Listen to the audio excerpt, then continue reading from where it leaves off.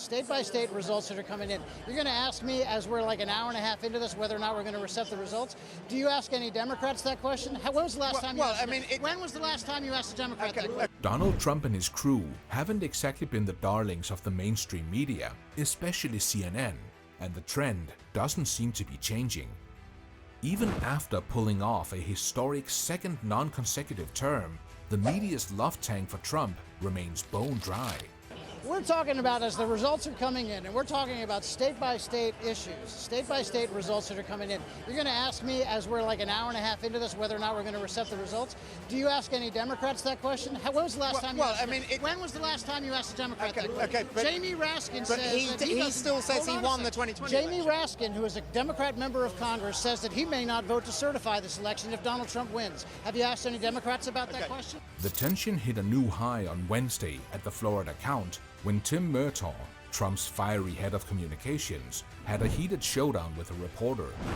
Have you asked Hillary Clinton? She called Donald Trump an illegitimate president after he beat her in 2016. Did you ever ask her or any other Democrat that question? Did you? He still says he won the 2020 election. Once the tension hit its peak, there was no turning back. Tim Murtaugh, riding high on emotions and clearly done playing nice, didn't hold back. They have no masks on. He never said anything different. He's putting these people in these positions, and he has no plan to do anything better. No, I'm about a president sending the right message. I'm about a president sending the right message and giving states what they need to fight a pandemic. Because I did the wrong thing. Why did you get reprimanded by your own apartment building for failing to wear a mask after having been told before? CNN and Tim Murtaugh never really saw eye to eye. In a famous on-camera clash with Chris Cuomo, Murtaugh schooled the anchor for breaking COVID protocols and skillfully avoided the questions. Quarantine and went to the I never Hamptons. broke quarantine. Everyone knows you broke. I never broke quarantine. You deny that. Happened. Absolutely, 100%. And then you came home and you pretended to rise up from your basement like Lazarus, even though you had already broken you want to mock my getting sick. You want to mock my getting sick? You can. I'm not mocking you getting sick. Of course you are. I'm pointing out that you broke quarantine and went out to your place at the Hamptons while you were COVID and positive. You know it. I never did. And now you're going to lecture me about who obeys what rules? What started as questioning the president's commitment to COVID quickly escalated into a full-blown argument, leaving the audience stunned. I think Arizona is clearly the most important. And I think what you guys are going to see tonight, we expect some more votes to be dumped in Arizona a little bit later tonight and then again after midnight. And you're going to see the tightening of that race because we know what these votes are. These are what are called late early votes or election day drop-off votes. These are election day voters that the president was getting from Maricopa County and elsewhere at the rate of 62%. So in order for the president to close the gap, and he only trails by 93,000 votes, he only has to get 57%. So that's less than what he was already getting. Tim Murtaugh has always been a fierce defender of Trump, with a long track record of locking horns with reporters. Back in 2020, he didn't hold back during a fiery exchange on Fox News, and the discomfort was plain as day in the faces of the correspondents. And there are 605,000 outstanding ballots right now. So as this narrows, there is going to be great pressure on you guys, to be honest with you, Fox News, to rescind your call. It was a premature call. You know, we were livid about the fact that you and then the AP made that call. There are 7 organizations that call states on election night from time to time. 7. 5 of those 7 did not make that call.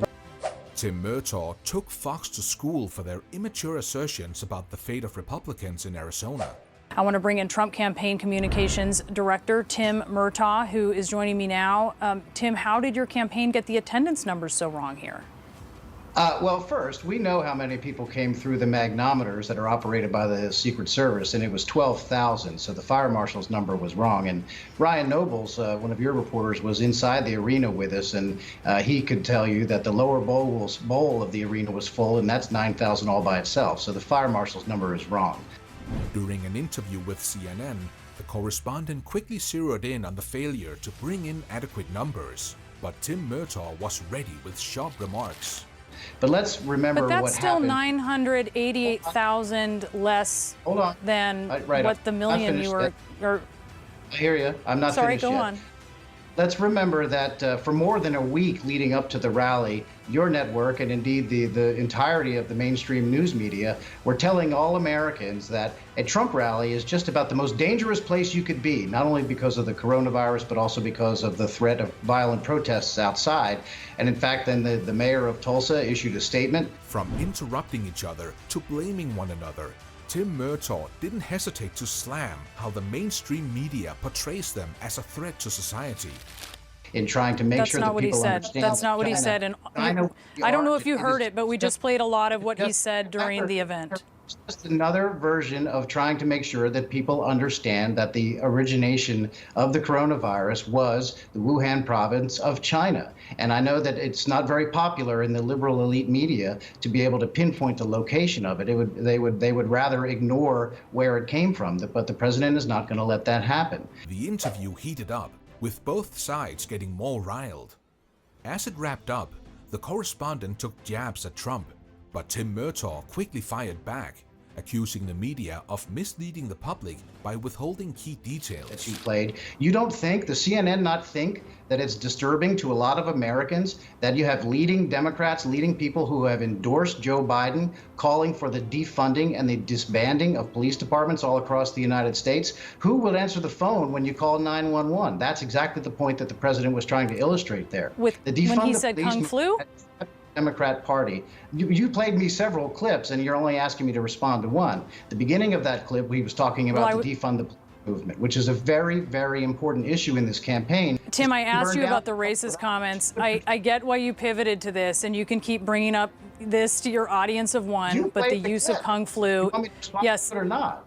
I asked you about the racist comments. Anchor Brianna Kyler kept pressing with the clips, and Tim Murtaugh, tired of dodging questions, started to get visibly irritated. Okay, the only thing I'm going to say is it's a balance of. I understand you don't like the plan. I guess I'm question of Tim, but I'm merely pointing out that you don't have a plan. But the president has said for 3 years that he's going to have a plan. It's going to be better. I understand the criticisms of Obamacare. We've all heard them. We've all dealt with it. Tim Murtaugh had a heated exchange with Aaron Burnett, but luckily it didn't escalate too far. However, it was clear that Tim is always prepared with answers. Since you're attacking us, can you give us a question? Mr.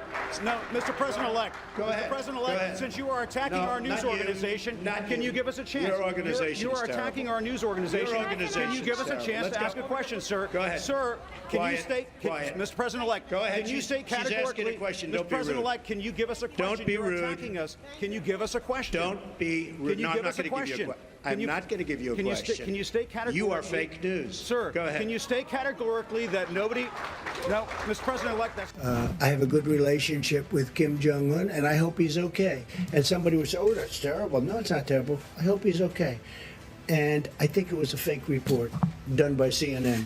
Ask you a question. What do you have? Go ahead. No, that's enough. Go ahead. Can I ask? But that wasn't my question. The problem is you don't write the truth. So, as far as I'm concerned, I want to go to the next Can I ask you a question about... No, not CNN, please. Go ahead. The White House has not responded to these allegations. I told you. CNN is fake news. Don't talk to me. Go ahead, please. But he says he was retaliated against, and that's why he was removed from his job. Do you have a response to that? Fortunately, this wasn't an isolated incident for his advisor. Trump himself had a fiery confrontation during his first term that turned into a disaster. While it's clear that reporters can be tough at times, Trump and his team could certainly work on improving their media engagement. Now, with Elon by his side, there's hope that Trump and his team will find better footing with the media moving forward.